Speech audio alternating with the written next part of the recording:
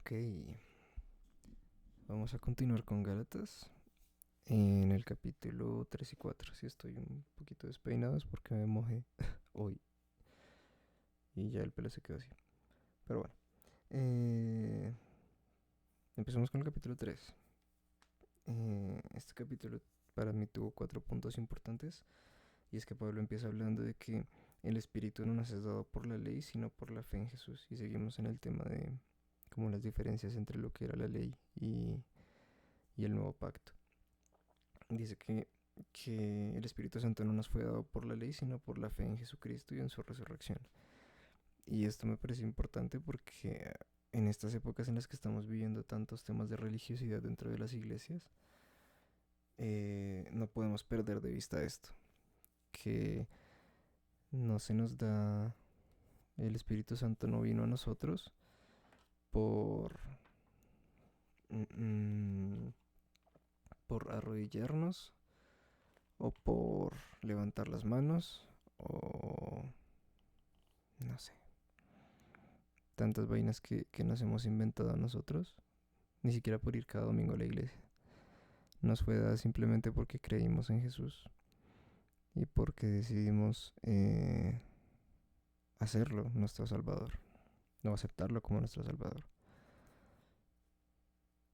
El segundo punto es que dice que el justo por la fe vivirá, y aquí nos explica cómo nosotros somos incluidos dentro de la promesa que Dios le hace a Abraham en Génesis, que es que todas las naciones serán benditas en su nombre. En todas las familias del mundo, perdón, serán benditas en su nombre. Y esto es interesante porque en ese entonces se refería a todas las familias del mundo, pero seguía siendo bajo la ley, es decir, bajo las personas que creían y los judíos que vivían bajo la ley que estaban en ese momento. Sin embargo, cuando Jesús muere, Él extiende esa promesa a los gentiles cuando resucita, porque Jesús es descendencia directa de Abraham genealógicamente. Y cuando Él nos acepta a todos como su familia y permite que Dios nos adopte, extiende esa promesa y como que la completa de cierta forma. Es decir, que si, si nosotros somos familia directa de Jesucristo, somos familia directa de Abraham. Y ahí sí son todas las familias de la tierra bendecidas en el nombre de Abraham. Aquí hacia el final hay una parte que me gusta mucho de este capítulo, y es que explica cuál es el propósito de la ley. O sea, por qué hubo ley si después iba a venir Jesús. Y explica que fue como un preludio para preparar a las personas. Y yo lo veo como una forma hay otra forma que lo explica ya en el siguiente capítulo, pero, pero me gusta pensarlo desde la parte de la música, por ejemplo. Toda la música se basa en tensiones y relajaciones. Y podemos sentir cambios entre un acorde y otro porque un acorde es tensionante y el otro lo relaja. Un acorde propone algo y el otro lo resuelve. Entonces, si no podría haber una resolución, no podría haber una relajación si no existía una tensión. Entonces, asimismo, no podría haber la libertad, no podríamos conocer y valorar la libertad si no entendemos cuál era la esclavitud de la ley. Ya pasando al capítulo 4, eh, empieza diciendo que así como nosotros somos sujetos, y aquí es donde complementa la explicación del capítulo anterior, así como nosotros somos sujetos a nuestros padres, y lo pone con un ejemplo un poquito más acorde a la época, que es que los hijos de los nobles tenían que estar sometidos a sus tutores y X y Y cosas. Ahorita, digamos, a la actualidad sería nosotros desde que nacemos estamos sujetos a la voluntad de nuestros padres y a lo que ellos nos digan y nos enseñen. Y llega un punto eventualmente cuando somos mayores de edad en el que nos emancipamos y entramos en otra etapa de la vida en el que somos libres de hacer lo que nosotros queramos, ¿no? Asimismo, eh, es como la alegoría que de lo que pasa cuando Jesús muere por nuestros pecados. Nosotros estábamos, o bueno, la humanidad estaba sujeta a la ley, que era esa enseñanza estricta y dogmática que le tenía controlada a las personas. Cuando Jesucristo cumple su propósito en la tierra, es como nos emancipa de esas leyes. Y ya sabiendo que está bien y que está mal y ya habiendo establecido una moralidad clara, nos permite a nosotros ser libres de esa presión de la ley. Y no solo nos libera, sino que también nos hace herederos de la promesa de Abraham, como lo decíamos antes. El siguiente punto, me gusta mucho que la forma de confrontar a Pablo a la iglesia de Galacia es diciéndoles, no solamente ustedes conociendo a Dios, sino siendo ustedes conocidos por Dios. Aún así quieren volver a la esclavitud de la ley. Y es tan claro o sea, a mí me molesta mucho la religiosidad porque aunque no había leído este capítulo nunca, o no recuerdo haberlo leído nunca, eh, siempre he tenido este pensamiento. ¿Por qué la gente disfruta la religiosidad aún habiendo ya conocido a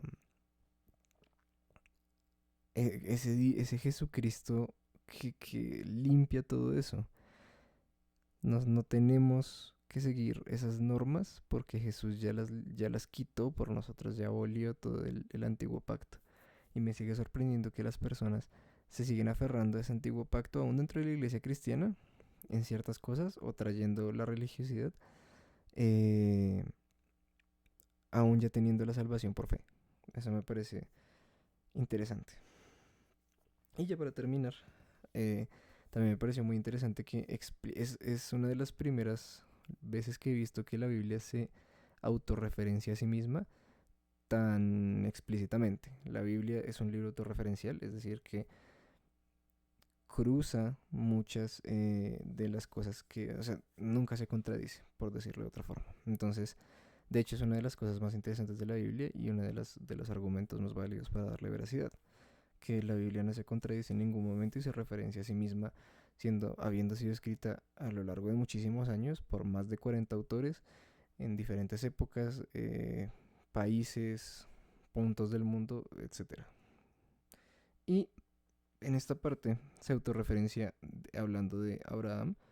Abraham tuvo eh, a Ismael, creo que fue, no me acuerdo cómo se llamaba, con Agar, que era la esclava, y tuvo a Isaac con Sara, que era su esposa.